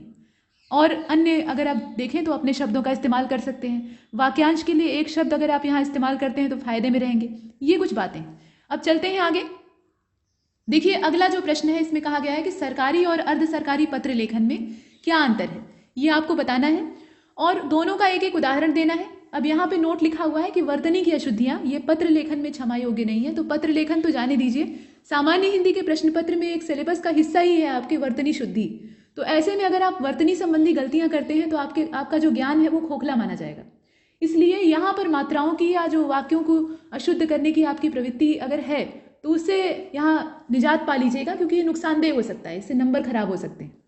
फिलहाल आपको यहाँ 2 प्रश्न दिए गए हैं पत्र लेखन से जुड़े हुए। एक तो अधिसूचना के बारे में पूछा गया है और दूसरा सरकारी और अर्ध सरकारी के बीच का अंतर आपको बताना है। दोनों 10-10 अंकों के हैं। उसके बाद शब्द निर्माण वाला काम है। तो पहले पत्र लेखन को देख लेते हैं। देखिए जो सरकारी पत्र होता है इसका उद्देश्य, प्रयोजन और किसके लिए, ये हमने पत्र लेखन वाले में भी डिस्कस किया है, लेकिन यहाँ प्रश्न है तो उसमें देखना अनिवार्य है। उद्देश्य ये होता है कि विभिन्न स्थितियों में इसको प्रयोग किया जा सकता है, वाक्य के सांचे, अभिव्यक्ति, शब्दावली आदि। तो ये काम का नहीं है। यहाँ से देखिए प्रयोजन इसका क्या है। उद्देश्य का मतलब यहाँ पे प्रयोजन से है, उद्देश्य का मतलब इससे नहीं है कि इसके अंदर क्या क्या है। ऊपर वाली लाइन मत देखिए, यहाँ से देखना शुरू करिए प्रयोजन से। इसमें यह कहा गया है कि सूचनाओं के आदान प्रदान के लिए, मतलब एक कार्यालय स्तर पर या सरकारी स्तर पर जो सूचनाओं का आदान प्रदान होता है उसमें इसका उपयोग किया जाता है। किसके लिए, तो कार्यालय से इतर व्यक्तियों, कंपनियों, संस्थाओं, स्वैच्छिक संगठनों, राज्य सरकारों आदि से सूचनाओं का आदान प्रदान इसी माध्यम से किया जाता है। यहाँ व्यक्ति स्तर पर नहीं बल्कि संगठन के स्तर पर या कार्यालय स्तर पर इन्हें प्रेषित किया जाता है। अब यहाँ पर किन मामलों में, तो यहाँ थोड़ा आप अलग ढंग से लिख सकते हैं। तो इतना चाहे तो आप छोड़ भी सकते हैं, यहाँ डायरेक्ट आप इससे भी शुरू कर सकते हैं। किसी व्यक्ति से सूचना लेने या देने के लिए, विदेशी सरकारों, संयुक्त राष्ट्र संघ से सूचना का लेन देन यानी विदेशी स्तर पर, इसके अलावा राज्य सरकारों, यूटीज यानी यूनियन टेरिटरीज जो होती हैं, केंद्र शासित प्रदेश, उनसे सूचनाओं का आदान प्रदान, संवैधानिक निकायों तथा सांविधिक निकायों, इनसे सूचना का लेन देन, अधीनस्थ और संबद्ध कार्यालयों के प्रमुखों से सूचना का आदान प्रदान, और उपक्रमों, उद्यमों, राष्ट्रीयकृत बैंकों, सहकारी बैंकों, नियमों, स्वायत्तशासी निकायों, निगमित कंपनियों, स्वैच्छिक संस्थाओं, विधिक संगठनों, संघों आदि की जो सूचना का लेन देन है वो भी इसी के माध्यम से होता है। इस प्रकार से हम देख रहे हैं। इसके बाद यहाँ नोट दिया हुआ है। नोट में ये कहा गया है कि मंत्रालय या विभाग परस्पर सूचनाओं के आदान प्रदान में कभी भी ऐसे पत्र का इस्तेमाल नहीं करते हैं, बल्कि इसके स्थान पर क्या करते हैं, वो कार्यालय ज्ञापन का इस्तेमाल करते हैं या फिर अंतर विभागीय जो टिप्पणी होती है उसको यूज करते हैं। तो आगे के जो टेस्ट आप देखेंगे वीडियोस के माध्यम से, उसमें अंतर विभागीय टिप्पणी और जो कार्यालय ज्ञापन होता है उस पर भी प्रश्न आपको दिखेंगे। हालांकि अगर इसके बारे में आप विस्तार से देखना चाहते हैं तो पत्र लेखन वाला जो वीडियो था उसे भी मैंने ही बनाया था, तो उसे देख लीजिएगा एक बार। उससे आपके जितने भी कॉन्सेप्ट हैं वो क्लियर हो जाएंगे, कहीं भी आपको पत्र लेखन में समस्या नहीं होगी। इसके बाद भाषा कैसी होनी चाहिए, भाषा यहाँ महत्वपूर्ण पहलू है। इसमें अगर आप चूक करते हैं तो पत्र आपका गलत हो जाएगा। प्रारूप और भाषा पर ध्यान देना चाहिए। तो सरकारी पत्र की भाषा सभी कार्यालय की जो विशेषताएं हैं उनसे युक्त होती है, यानी नितांत औपचारिक होती है, ऑफिशियल होती है। सरल किंतु शुद्ध और स्पष्ट शब्दों का इस्तेमाल करना है, बहुत दुरूह शब्द नहीं इस्तेमाल करने हैं, सरल भाषा इस्तेमाल करनी है, लेकिन शुद्ध भाषा होनी चाहिए, ये यहाँ पे कहा गया है। अस्पष्ट और अनिश्चित या 2 अर्थ वाले जो शब्द होते हैं ऐसे नहीं इस्तेमाल करने, एकदम क्लियर कट आपकी बात सामने झलकनी चाहिए, उसमें डबल अर्थ या डबल जो मीनिंग है वो नहीं होनी चाहिए। इसके बाद यहाँ प्रथम पुरुष और एक वचन का इस्तेमाल किया जाता है, मतलब ये अप्रत्यक्ष रूप से होता है। जो प्रथम पुरुष और एक वचन है इसका प्रयोग होता है, लेकिन कब होता है, अप्रत्यक्ष रूप से होता है, ये सामने जाहिर नहीं होता है। जैसे यहाँ कहा गया है कि केवल आई हैव बीन डायरेक्टेड जैसी जो परिस्थितियां होती हैं उसमें मुझे यह कहने का निर्देश हुआ है। मतलब आप एक अधिकारी हैं या सचिव स्तर के अधिकारी हैं, आप एक ऑफिशियल लेटर या सरकारी पत्र जो है उसको जारी कर रहे हैं और आपको मंत्रालय की ओर से ये निर्देश दिया गया है कि फलाने जो डिपार्टमेंट है उसको ये कहिए कि ये वाला काम कर दे, ऐसे बोला गया है। तो इसलिए आप यहाँ लिखेंगे कि मुझे यह कहने का निर्देश हुआ है कि ये वाला काम जो है आपको करना है, इसे जल्दी संपन्न कराने की कृपा करें, कष्ट करें, ऐसे। ठीक, तो यहाँ मुझे यह कहने का निर्देश का मतलब यही होता है कि आपसे किसी और ने कहा है और आप किसी दूसरे को वही चीज़ सुना रहे हैं, आप बीच में माध्यम है। तो यहाँ पर ऐसी जो शैली है उसका इस्तेमाल किया जा सकता है। और अगर व्यक्तिगत स्तर पर जारी किया, जैसे जिलाधिकारी है वो किसी कार्यालय को भेज रहा है अपने स्तर पर, तो यहाँ वो कहेगा कि मैं शब्द का यहाँ इस्तेमाल नहीं होगा। मतलब यह कहा जाता है कि ऐसे कहा जाएगा, यहाँ मैं शब्द जो है ये वर्जित हो जाता है। लेकिन मुझे शब्द का प्रयोग ये छिपी हुई परिस्थिति में होता है। किस परिस्थिति में होता है ये आपने देखा। इसके बाद यहाँ कहा गया है, इसे नीचे देख लीजिए, सरकारी पत्र का काम सरकारी निर्देशित भाव या विचारों को व्यक्त करना होता है, इसमें व्यक्तिगत भावना का कोई स्थान नहीं होता है, ये आपने देखा। इसके बाद यहाँ पर नमूना देख लीजिए। नमूना सरकारी पत्र का किस प्रकार का होना चाहिए, ये एक ढांचा है, आप ऐसा बना सकते हैं। यहाँ पत्र संख्या ऊपर लिखिए, भारत सरकार या जो भी गवर्नमेंट है उसका आप जिक्र करिए। उसके बाद यहाँ संस्थान, मंत्रालय, विभाग वगैरह ये क्रम से नीचे लिखे जाते हैं। अगर इसे शीर्ष भाग में ऊपर लिखते हैं तो बहुत अच्छा, यहाँ बाईं ओर लिखने से बेहतर है कि ऊपर लिखिए, ये ज़्यादा अच्छा रहेगा। इसके बाद यहाँ जो स्थान और दिनांक होता है वो दाहिनी ओर ये साइड में होता है। मतलब ऊपर आपने शीर्ष भाग को कंप्लीट किया तो उसके बाद स्थान और दिनांक डाल दीजिए। तो स्थान में चाहे तो आप नई दिल्ली और दिनांक डालकर छोड़ सकते हैं, लेकिन डिटेल में पता डाल देंगे तो बहुत अच्छा रहेगा। तो यहाँ पर अगर आप पता डालना चाहें तो ऐसे दिया हुआ है, प्रशासनिक ब्लॉक JNU यानी जवाहरलाल नेहरू विश्वविद्यालय नई दिल्ली, और उसका जो पिन कोड है वो दिया हुआ है। पत्र लेखन में पिन कोड का बहुत महत्व होता है, ये अनिवार्य होता है। पत्र सही जगह पर पहुंचे इसके लिए ज़रूरी है। इसके बाद दिनांक वही जहाँ से पत्र प्रेषित किया गया, मतलब जिस तारीख को प्रेषित किया गया है वो तारीख। इसके बाद अब यहाँ से बात शुरू होती है सेवा में। यहाँ सेवा में शब्द जो है लिखा जाता है, और अर्धशासकीय जो पत्र होते हैं वहाँ पे ये वर्जित होता है, मतलब ये नहीं लिखा जाता है। तो विभागाध्यक्ष, विभागों के अध्यक्ष, संबद्ध अधीनस्थ कार्यालय, ये संबोधन है, ठीक है, इतने लोगों को भेजा जा रहा है। विषय क्या है, तो विषय लिखना यहाँ अनिवार्य है, संक्षिप्त में आपको अपनी बात कहनी होती है। केंद्रीय जन सूचना कार्यक्रम के तहत सूचना के अधिकार अधिनियम 2005 पर जो यहाँ पे सूचना प्रौद्योगिकी मंत्रालय है या प्रभाग है, ये संस्थान है नई दिल्ली का, उसमें दिनांक यहाँ आप अपने हिसाब से डालेंगे आयोजित कार्यशाला के संदर्भ में। जो कार्यशाला वहाँ पे आयोजित की गई थी, वर्कशॉप आयोजित किया गया था, उसी के संदर्भ में ये पत्र है। तो यहाँ ये विषय में आपने लिखा। इसके बाद यहाँ संबोधन होता है महोदय, और उसके बाद अपनी बात को आप कहते हैं। तो दो तरीके होते हैं, या तो आप एक बड़ा सा पैराग्राफ लिख दीजिए, और नहीं तो थोड़ा सा इसमें क्रिएटिव करना चाहते हैं, थोड़ा रचनात्मक करना चाहते हैं तो इसे अनुच्छेदों में बांट दीजिए। अब देखिए जो अनुच्छेद यहाँ लिखे जाते हैं सरकारी पत्र में, उसमें एक से शुरू नहीं करते। हम चाहते तो यहीं से नंबर 1 डाल देते, लेकिन ऐसा नहीं करते। यहाँ पहला जो अनुच्छेद होता है या पहला जो नंबर होता है उसको लुप्त कर देते हैं, डायरेक्ट लाइन लिख देते हैं पैराग्राफ के रूप में, और दूसरा वाला जो नंबर होता है वहाँ से नंबरिंग करना स्टार्ट करते हैं। यानी यहाँ पे पहला नंबर नहीं डाला जाता है, डायरेक्ट 2 से गिनती जो है वो स्टार्ट होती है। 2 से 2, 3, 4, 5 जितने अनुच्छेद है उनको आप लिख सकते हैं। और अंत में अनुरोध है कि पात्र और इच्छुक उम्मीदवारों के नामांकन अधो हस्ताक्षरी यानी जो नीचे हस्ताक्षर किए हुए हैं उनके पास दिनांक तक अवश्य भेज दिए जाएं। इस प्रकार से आप अपनी बात को यहाँ कंप्लीट करेंगे। और उसके बाद भवदीय हस्ताक्षर क ख ग जो भी व्यक्ति हैं, नाम यहाँ दिया नहीं है तो उल्लेख भी नहीं करना है। और उसके बाद उपनिदेशक इनका जो पद नाम है उसको आप लिखेंगे। और उसके बाद तब यहाँ पे संलग्नक और जो प्रतिलिपि होती है उसका बाईं तरफ इस्तेमाल किया जाएगा, उसका उल्लेख किया जाएगा। ये पूरा ढांचा है, मतलब पत्र ऐसे ही लिखा जाता है, ये नमूना है। इसके बाद यहाँ जो अगला हिस्सा हमारे प्रश्न का था, अभी ये प्रश्न पूरा नहीं हुआ है, अभी अर्ध सरकारी पत्र का जो काम है वो बचा हुआ है। यानी सरकारी और अर्ध सरकारी में हमें अंतर बताना था। तो अंतर आप तभी ढूंढ पाएंगे जब दोनों की परिभाषा और दोनों के बारे में जानेंगे। यहाँ अगर देखा जाए अर्ध सरकारी को, हालांकि आपने पिछले वाले टेस्ट में भी देखा है, तो यहाँ ये कहा गया है कि किन मामलों में इस्तेमाल होता है। पहले तो किसके लिए को देख लीजिए। तो किसके लिए का मतलब यह है कि ये राजपत्रित अधिकारियों के बीच या जो गैर सरकारी संस्थाएं हैं उनके अधिकारियों के बीच, यानी 2 अधिकारी स्तर के या जो व्यक्ति हैं, मतलब व्यक्ति विशेष के बीच में ये होता है, ये इसकी मुख्यता होती है। इसके बाद किन मामलों में होता है, तो सामान्य या समान स्तर के अधिकारियों में आपसी पत्र व्यवहार, विचारों या सूचनाओं का आदान प्रदान, जब किसी अधिकारी का ध्यान व्यक्तिगत रूप से किसी मामले की ओर दिलाना अपेक्षित हो तब इसका इस्तेमाल होता है। किसी विषय पर अधिकारी की निजी सम्मति यानी उसकी राय जानने के लिए इस्तेमाल होता है कि आप इस बारे में क्या सोचते हैं।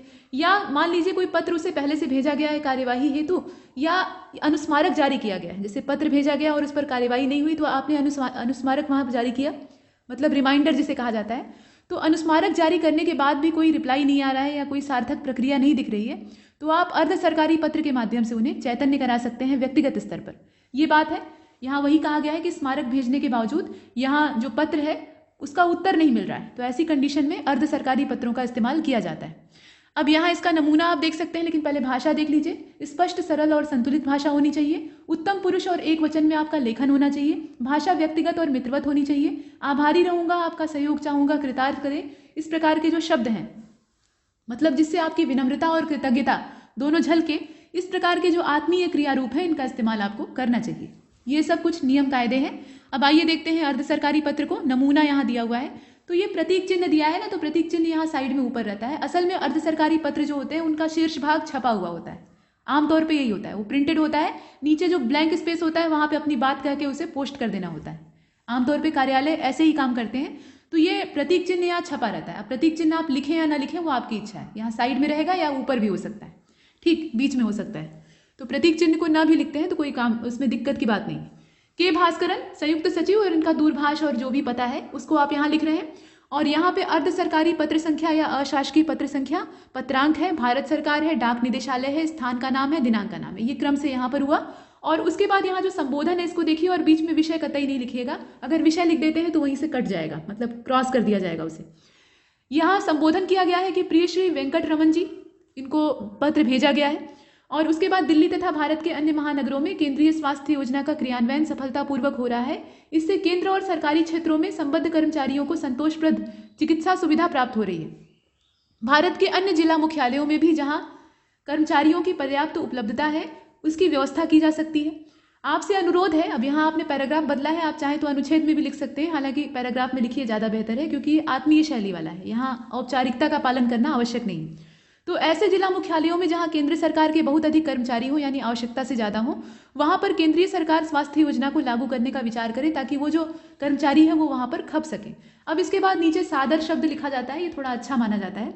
और नीचे इसके बाद दाहिनी ओर आप अपना काम करेंगे, यानी आपका हस्ताक्षर, और उसके बाद के भास्करन, इस प्रकार से यहाँ पद नाम का उल्लेख आपको नहीं करना है।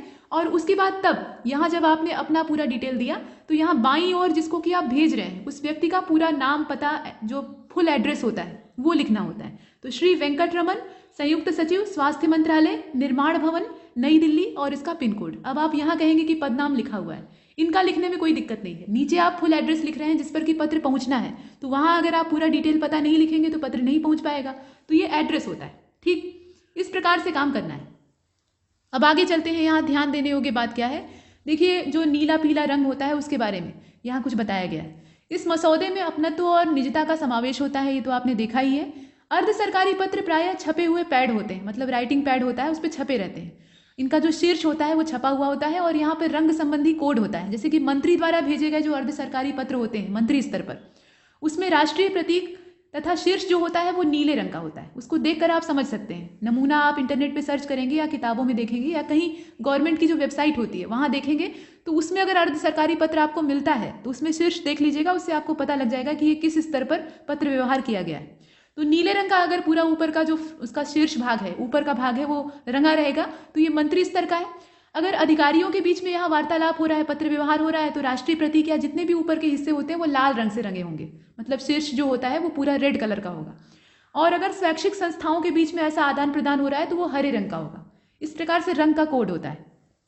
इसके बाद एक चीज और कही गई है कि अर्ध सरकारी पत्र जो है वो एक ही पृष्ठ में आपका अट जाना चाहिए, मतलब एक ही पृष्ठ में पूरा अरेंज कर देना चाहिए। उसके लिए दूसरा पेज आपको इस्तेमाल नहीं करना है। जैसे परीक्षा पुस्तिका आपको मिली हुई है, उत्तर पुस्तिका, तो उसमें भी यही काम करना है।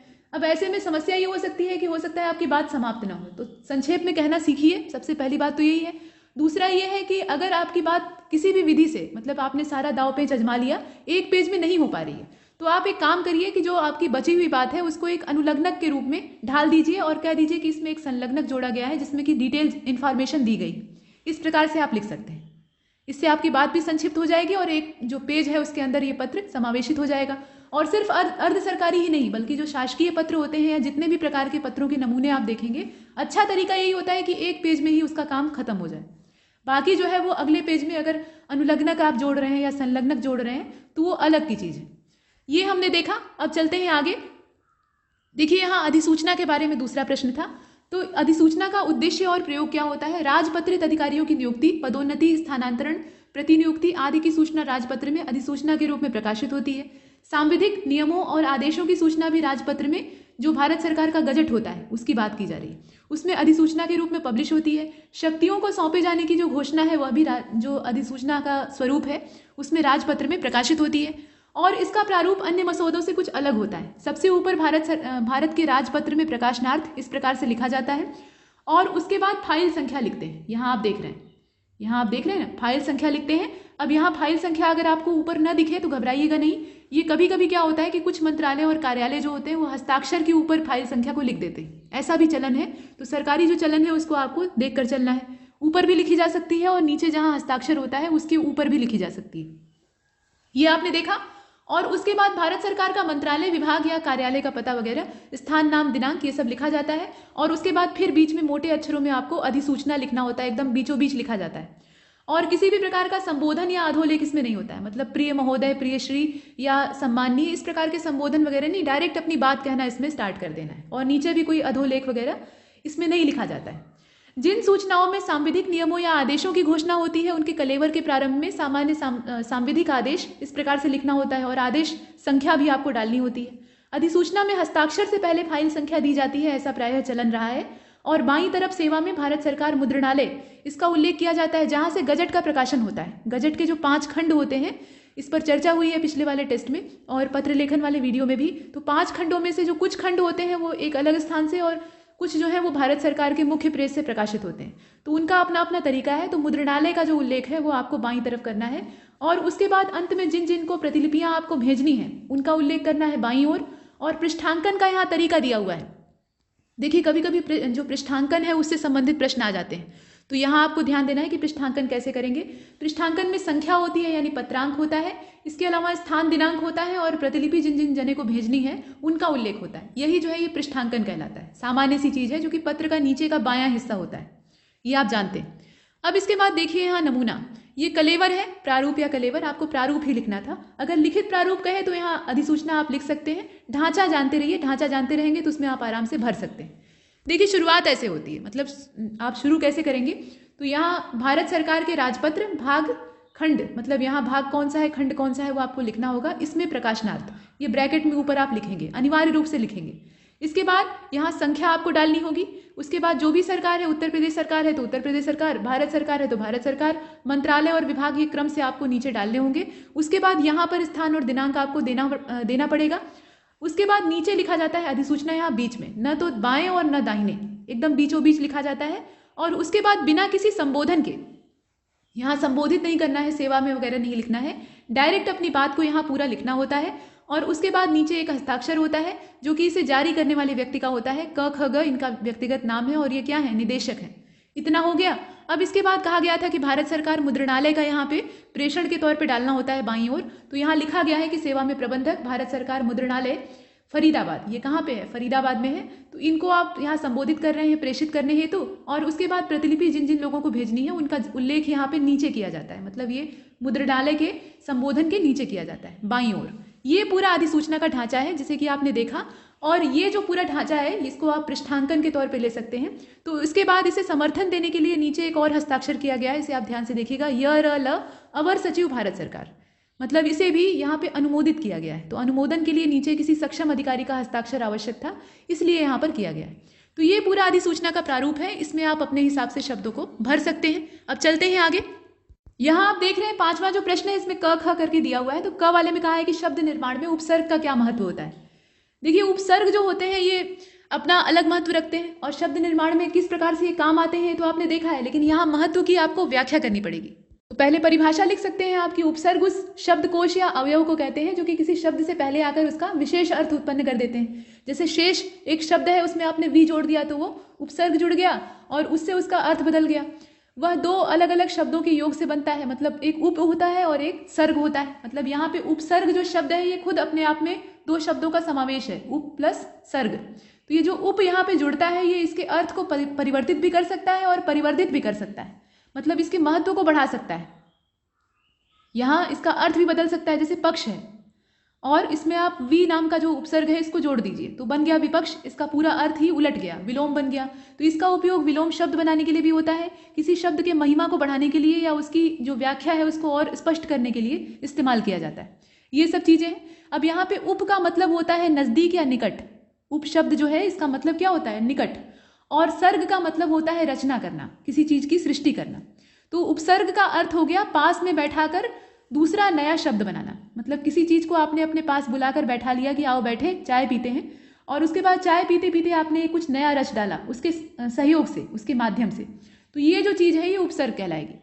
जैसे यहाँ पे अगर आप देखें तो वही विशेष वाला जैसे देख लीजिए, शेष का मतलब होता है बचा खुचा, और उसमें अगर यहाँ पे वी जुड़ गया तो विशेष हो गया, यानी जो भी चीज़ है वो कैसी है, बहुत ही खास है, यहाँ पे आप ऐसे कह सकते हैं, तो वो विशेष हो गया। इसी प्रकार से और भी शब्द हो सकते हैं, जैसे जय मतलब होता है जीत, अब इसमें अगर वी शब्द जुड़ गया तो विजय बन गया। अब विजय का मतलब क्या होता है, विशिष्ट जीत, यानी विशेष जीत, ऐसी जो जीत हमें हासिल हुई है वो कोई ऐसी वैसी नहीं है, किस प्रकार की है, बहुत महान जीत है, तो उसको हम लोग कहेंगे कि विजय प्राप्त हुई है।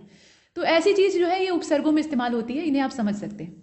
तो इनका आपको पूरा महत्व बताना था, और जो महत्व है उसे आप अगर रेखांक यहाँ पे बिंदु के जरिए लिख सकते हैं, मतलब बिंदुवार लिख सकते हैं तो और अच्छा है, पॉइंट वाइज लिख देंगे तो स्थितियाँ और स्पष्ट हो जाएंगी, ऐसे आप लिख सकते हैं। तो उपसर्गों का अपना महत्व है। इसके अलावा देख लीजिए यहाँ जो कहा गया है कि जो निम्नलिखित है उनमें से उपसर्गों को आपको अलग करना है, मतलब जितने दिए, जैसे स्थूल है, आर्द्र है, अल्पज्ञ है, विशेष है, अतिवृष्टि है, सापेक्ष है, अनग है, उन्नति है, दुराचारी है, कृतज्ञ है और निश्चित है। तो इसको आप अलग कैसे करेंगे, जैसे देखिए स्थूल है तो इसमें यहाँ पर उपसर्ग कौन सा है, उ उपसर्ग है आपका। आर्द्र में अगर देखा जाए तो आ आपका उपसर्ग है, इनमें से थोड़ा अलग करना टेढ़ा होता है। अल्पज्ञ में देखिए तो इसमें जो अ है ये आपका उपसर्ग कहलाएगा। इसके बाद विशेष में देखिए तो वी उपसर्ग है, अतिवृष्टि में देखिए तो अति उपसर्ग है, सापेक्ष को अगर देखिए, सापेक्ष वाला अगर देख रहे हैं तो इसमें सा जो आपका है वो उपसर्ग है, सापेक्ष जो शब्द आप देख रहे हैं इसमें सा उपसर्ग है। इसके बाद अनग, अनग जो शब्द है इसमें कौन सा उपसर्ग है, अ जो है वो उपसर्ग है। इसी प्रकार से उन्नति है तो इसमें उ उपसर्ग है आपका, दुराचारी में दुर उपसर्ग है, कृतज्ञ में अगर देखा जाए, कृतज्ञ जो शब्द है ये जो उपकार न मानता हो उसको कहा जाता है, तो यहाँ क्रि उपसर्ग है, और निश्चित में नि उपसर्ग है। तो ये उपसर्गों को आपको क्या करना था, अलग करना था, इसके लिए आपको 10 अंक मिलने वाले थे। इसके बाद विलोम को देखते हैं। देखिए विलोम में पहला जो है ये उत्कर्ष दिया है, इसके बाद दुर्गम, परास्त, प्रत्यक्ष, स्वागत, अत्यंत, सदाचार, दुर्गम, अनाहूत, यहाँ दुर्गम 2 बार दे दिया है, कोई बात नहीं। तो उत्कर्ष का हो जाएगा अपकर्ष, इसके बाद दुर्गम का हो जाएगा सुगम, परास्त का हो जाएगा विजित, यहाँ पर परास्त मतलब क्या होता है, हारा हुआ। इसके बाद प्रत्यक्ष मतलब जो सबके सामने हो तो उसका क्या हो जाएगा, अप्रत्यक्ष हो जाएगा। इसके बाद स्वागत है तो स्वागत का तिरस्कार हो जाएगा। अत्यंत का क्या हो जाएगा, अत्यंत का अत्यल्प हो जाएगा।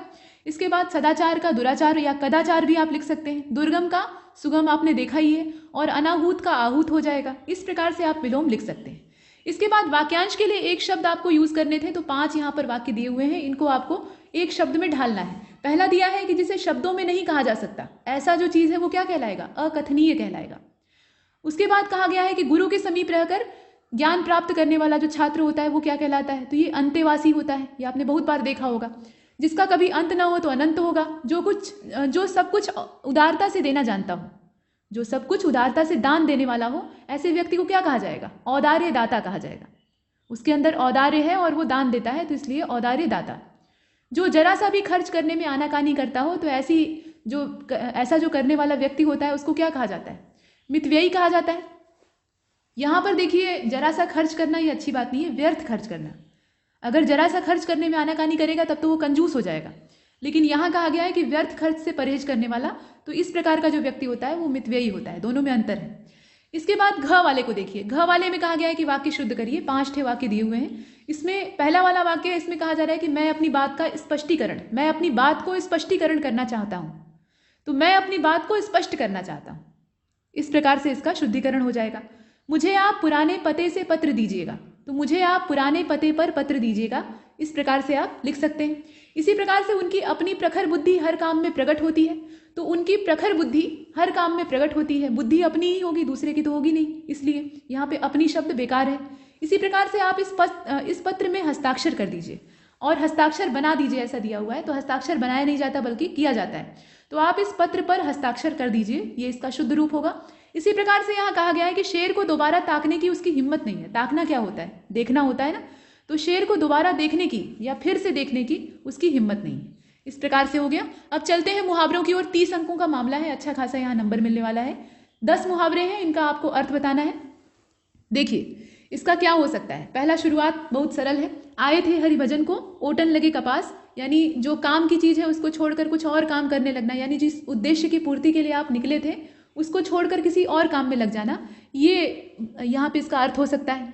प्रयोग क्या होगा, इसको आप ऐसे कह सकते हैं कि सब कुछ छोड़कर महेश जो है वो सिविल सेवा परीक्षा की तैयारी करने के लिए मुखर्जी नगर दिल्ली में डेरा डाले थे, लेकिन वहाँ खर्चा कम पड़ गया तो खर्चा चलाने के लिए कोचिंग संस्थान में पढ़ाने लगे। अब यहाँ पे यही कहा जा सकता है कि आए थे हरिभजन को ओटन लगे कपास, यानी उनका दिमाग बहक गया और वो कमाने के चक्कर में पड़ गए और अपने लक्ष्य से भटक गए। इस प्रकार से ये ऐसा होता है, ये बहुत वास्तविकता की चीज़ है। मजबूरी में आदमी करता है लेकिन ये करना पड़ता है। इसके बाद पेट में दाढ़ी, यानी पैदाइशी जिसके दाढ़ी जमी हो, यानी पहले से ही परिपक्व हो। यहाँ माँ के पेट में ही दाढ़ी जम गई, ऐसा कहने का तात्पर्य, ठीक। तो पेट में दाढ़ी का मतलब क्या है? बहुत ज़्यादा छोटी उम्र में बुद्धिमानी की बात करने वाला, या बहुत ज़्यादा छोटी उम्र से ही बुद्धिमान। तो इसका प्रयोग आप कैसे कर सकते हैं? तुम्हारे पुत्र की तो पेट में ही दाढ़ी है, क्योंकि अभी से ही वो आध्यात्मिक चर्चा कर रहा है इतनी छोटी आयु से। इस प्रकार से आप लिख सकते हैं। इसके बाद जो तीसरा वाला है थोड़ा विचित्र है, ये आपने शायद कहीं न देखा हो सकता है, लेकिन इस प्रकार के भी शब्द या मुहावरे आते हैं। ये लोकोक्ति है असल में। गोइड आई बारात तो समधिन को लागी प्यास। गोइड का मतलब होता है एकदम दरवाजे नजदीक में, बारात मतलब आप जानते हैं। और समधन कौन होती हैं? जो दूल्हे की सास होती हैं उनको समधन कहा जाता है। मतलब दूल्हे के लिए वो सास होती हैं और दूल्हे के पिता के लिए वो समधिन होती हैं। तो समधी जो है वो दूल्हे के, जो दुल्हन के पिता है वो कहलाते हैं। मतलब आपस में ये लोग समधी समधन होते हैं। तो कुल मिलाकर समधन जो है इन्हें प्यास लग रही है। तो इसे जरा महसूस कीजिएगा। देखिए, जब दरवाजे पर बारात आ चुकी है, द्वार पूजा लगने वाला है, बैंड बाजा बज रहा है, पटाखे छूट रहे हैं, तो उस समय अगर दुल्हन की माँ ही वहां से गायब हो जाए पानी पीने के बहाने, तो कैसा लगेगा? ये ठीक है? तो इसका मतलब यह है कि उन्हें पानी वानी पहले से पी लेना चाहिए था, यानी जितनी भी उनकी ज़रूरतें हैं उनको कंप्लीट कर लेना चाहिए था, और उसके बाद तब यहाँ पे बारात के लिए पहले से स्वागत के लिए तैयार रहना चाहिए था। लेकिन वो काम उन्होंने किया नहीं। जब ऐन वक्त बारात सामने आ गई तो इन्हें प्यास लगी, पानी की याद आई। तो इसका अर्थ आप क्या निकाल सकते हैं? इसका अर्थ आप ये निकाल सकते हैं कि ऐन मौके पर कोई काम याद आना, पहले से न किया है और ऐन मौका जब जमा तब काम याद आया। इसको आप ऐसे प्रयोग कर सकते हैं कि परीक्षा के दिन सोहन को याद आया कि उसने प्रवेश पत्र तो प्रिंट कराया ही नहीं। अब यही बात है कि गोइड आई बारात और समधन को लागी प्यास। मतलब परीक्षा आपको देने जाना था और आप अब क्या करेंगे? प्रवेश पत्र निकलवाने के लिए जाएंगे, पहले से आप नहीं कर सकते थे। इसके बाद अगला देखिए, अंगूठा छाप। ये तो निरक्षर होता है इसका, इसको आप आराम से वाक्य में प्रयोग कर सकते हैं। आ बैल मुझे मार, यानी जानबूझकर मुसीबत को न्योता देना, बैल को इनवाइट करना कि मुझे मारो, इस प्रकार से। तो इसका भी वाक्य में प्रयोग आप आराम से कर सकते हैं। जरा इसे देखिए, छठवें वाले को। अब्बर घोड़ी साझे पयान। अब्बर मतलब होता है निर्बल, दुर्बल। घोड़ी मतलब आप जानते ही हैं, फीमेल हॉर्स। और साझे पयान का मतलब क्या है? साझ मतलब संध्या और पयान मतलब होता है प्रस्थान। ये देहाती शब्द हैं, तो लोकोक्तियां देहाती शब्दों से ही बनती हैं, ठीक है। तो दुर्बल घोड़ी जो है वो साझे ही पयान करेगी, यानी प्रस्थान करेगी। इसका मतलब क्या हो सकता है? ये भी थोड़ा विचित्र हो सकता है आपको, जो हरदेव बहारी की किताब है उसमें भी ना मिले, लेकिन ये लोकोक्ति है और लोग प्रायः इसे इस्तेमाल करते हैं। तो इसी प्रकार की जो अनूठी लोकोक्तियां हैं उन्हें आयोग चुनकर आपके सामने प्रस्तुत कर सकता है। इसके लिए आप तैयार रहिएगा। देखिए, दुर्बल या कम सामर्थ्य वाले जो व्यक्ति हैं वो काम की शुरुआत औरों से पहले करते हैं, या उन्हें करनी चाहिए ऐसी, क्योंकि उनके पास सामर्थ्य क्या है? बहुत कम है, वो उतने सक्षम नहीं है जितने कि और लोग हैं। तो उन्हें काम को पहले से शुरू कर देना चाहिए ताकि समय रहते पूरा हो जाए, ये इसका मतलब है। अब घोड़ी जो है वो दुर्बल है, मतलब उसके पास ताकत कम है, तो बाकी लोगों की तुलना में उसे पहले से यात्रा पर निकल जाना चाहिए, प्रस्थान कर देना चाहिए, ताकि गंतव्य तक वो समय से पहुंच सके। इसीलिए साझे ही वो प्रस्थान करेगी। तो इसका वाक्य में प्रयोग क्या हो सकता है? सरला जी जो है वो वृद्धा है, यानी वृद्ध हो चुकी है, हाथ पैर उनके जवाब दे चुके हैं, आंखों की रोशनी जो है वो कम हो चुकी है, तो घर में अकेली भी है, यानी उनके अलावा कोई और नहीं है। तो इसलिए वो शाम ढलते ही भोजन पकाना शुरू कर देती हैं। अब उनसे कोई ऐसे पूछता है कि अभी से भोजन पकाने लगी, तो वो कहती है कि अब्बर घोड़ी साझे पयान अगर नहीं करेगी तो मंजिल तक कैसे पहुंचेगी। यानी मैं पहले से ही अगर चूल्हा चौका जलाकर बर्तन खाना पकाना नहीं शुरू करूंगी तो खाना कैसे बन पाएगा समय से। तो मेरा सामर्थ्य कम है, इसलिए मैंने पहले से ही काम शुरू कर दिया है, ये चीज़ है। इसके बाद हाथ कंगन को आरसी क्या और पढ़े लिखे को फारसी क्या, ये तो बहुत पॉपुलर मुहावरा और लोकोक्ति है। मतलब यहाँ प्रत्यक्ष को प्रमाण की आवश्यकता नहीं होती है, इसे आप अपने तरीके से इस्तेमाल कर सकते हैं। इसके बाद एक और है, और एक नहीं बल्कि इसमें दो हैं जो कि आपने शायद इससे पहले ना देखे हो या देखे भी हो। पेड़ा छील कर खाना। पेड़ा मतलब समझ रहे हैं, जो खोए से बनने वाला मिष्ठान होता है, पेड़ा होता है, आपको अच्छा लगता होगा। तो यहाँ पर मथुरा के पेड़े काफ़ी प्रसिद्ध हैं, आप जानते हैं। तो पेड़ा छील कर खाने का क्या मतलब है? पेड़ा तो ऐसे ही मुंह में डालने वाली चीज़ है, इतना कीमती होता है, खोआ महंगा है, आप जानते हैं। और उसको भी कोई व्यक्ति अगर छील कर खाने लगे तो इसको क्या कहा जाएगा? आप कहेंगे कि बेवकूफ़ होगा। नहीं, यहाँ बेवकूफ़ी की बात नहीं है, उसके पास इतना पैसा बढ़ गया है कि वो नखरे दिखा रहा है, ये इसका मतलब है। मतलब वो सफाई की पूंछ बन गया है कि दुकानदार से हम पेड़ा खरीदे हैं तो वो ऊपर से जो उसकी ऊपर की लेयर है वो छिलका है असल में उसका, तो उसको हम ऊपर से साफ करके तब अंदर वाला जो मटेरियल है उसको खाएंगे ताकि वो ताज़ा और साफ सुथरा रहे।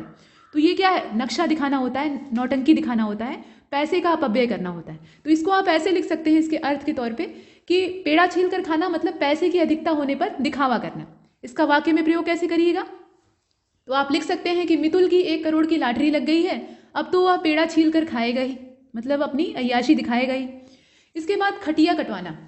चलिए खटिया कटवाना को बाद में देखते हैं, पहले ये वाला देख लीजिए, सरल है। एक हाथ से ताली नहीं बजती, यानी एक पक्ष से कुछ नहीं होता, जब दोनों पक्ष पहल करते हैं तभी कोई मामला सामने आता है। तो झगड़ा जो है वो एक हाथ की ताली नहीं है, वो दोनों हाथ से बजती है, यानी दोनों पक्ष जब कुछ न कुछ करते हैं तभी होता है। ये आपने किया, ये सामान्य सा था। खटिया कटवाना, खटिया मतलब चारपाई जिसके 4 पैर होते हैं, उसको कटवा देना।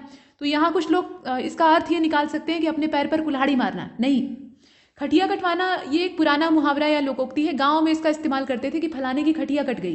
पहले के समय में देखिए अस्पताल बहुत दूर दूर होते थे, तो जो अपाहिज हो जाता था, मतलब जिसके हाथ पैर एकदम काम नहीं करते थे और वो अपना जो नैतिक कर्म होता है, यानी जो दैनिक क्रिया होती है, वो भी उठकर करने में समर्थ नहीं होता था, तो उसके लिए फिर उसके परिवार वाले क्या करते थे, जो उसकी चारपाई, उसका जो शयन सैया होती थी, उसमें एक छेद बना देते थे और उससे वो अपनी दैनिक क्रिया करता था। ये हंसने वाली बात हो सकती है, लेकिन ये वास्तविकता थी पहले के समय में। आजकल वही काम जो है वो अस्पतालों में भी होता है, दूसरे ढंग से होता है, ठीक। तो इसलिए वो खटिया को क्या करते थे, बीच से थोड़ा सा काट देते थे ताकि वो अपना काम आराम से कर सके। तो इसीलिए कहा जाता था खटिया कटवा लिए। तो ये काम कब होता है, जब आदमी अपाहिज हो जाए। तो इसका आप अर्थ ऐसे निकाल सकते हैं कि अपाहिज हो जाना या बिस्तर पकड़ लेना, मतलब बिस्तर से आप उठने में सक्षम नहीं है, अपना दैनिक कर्म करने में सक्षम नहीं है, तो उसके लिए आपकी खटिया काट दी गई। इसको आप प्रयोग कैसे कर सकते हैं, मुझे अपनी खटिया कटवाने का कोई शौक नहीं है, इसलिए मैं कार सावधानी से चलाता हूँ, मतलब एक्सीडेंट होगा, हाथ पैर टूटेगा तो खटिया कटेगी, इसलिए मुझे इसका कोई शौक नहीं है। इस प्रकार से आप कर सकते हैं। तो ये कुछ मुहावरों वाला पोर्शन था। यहाँ तक हमने इस टेस्ट को कंप्लीट किया है। इसके बाद जो आगे वाले टेस्ट हैं वो आपको लगातार मिलते रहेंगे, लेकिन तब तक के लिए नमस्कार।